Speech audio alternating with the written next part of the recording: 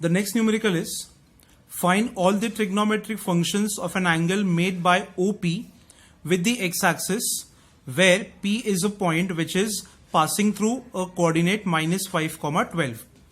तो यहां पे मैंने डायग्राम कैसे ड्रॉ किया देखो. My coordinate geometry, the point is -5, 12. So this is OP. ये वर्टिकल डिस्टेंस मतलब y कोऑर्डिनेट, हॉरिजॉन्टल डिस्टेंस मतलब x coordinate. See, even if the coordinate is negative, my distance has to be positive. You can mention this as a point M.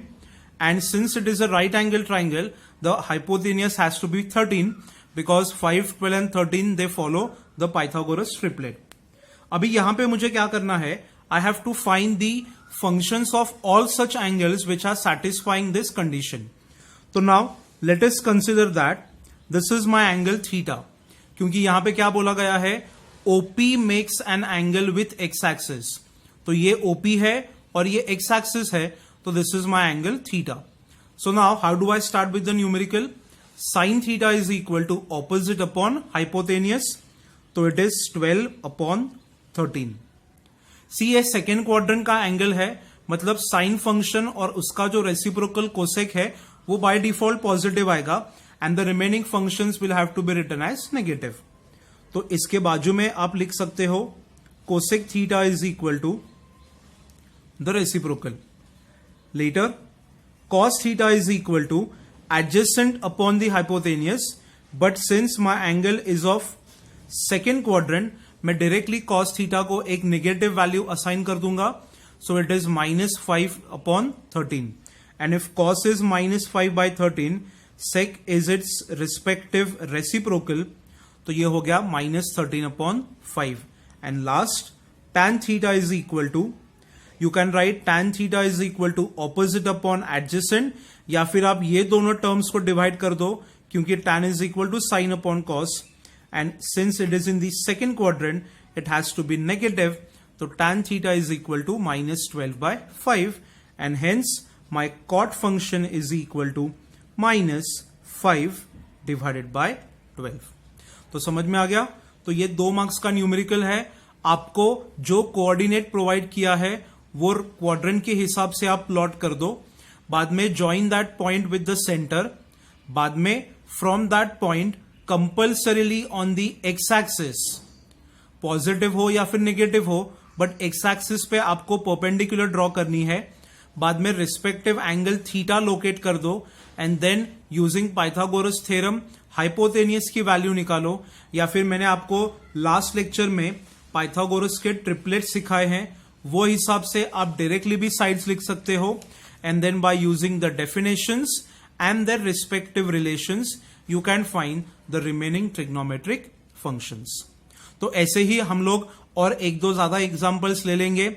मान लो third quadrant का लिया, fourth quadrant का लिया, तो respective आपको ये ऐसे कोऑर्डिनेट्स मिलेंगे जो compulsorily they will follow the Pythagoras triplet. और अगर बाय चांस मान लो पाइथागोरस ट्रिपलेट फॉलो नहीं हो रहा है तो आपको ये जो हाइपोटेनियस है वो कैलकुलेशन करके ही निकालनी पड़ेगी. Will take one more example. यहां पे I will write the second example. मान लो the point P is given as -7, -24. Now -7, -24 is a point which lies in the third quadrant. तो यहां पे I have written the point. I'll write the origin, x-axis, y-axis.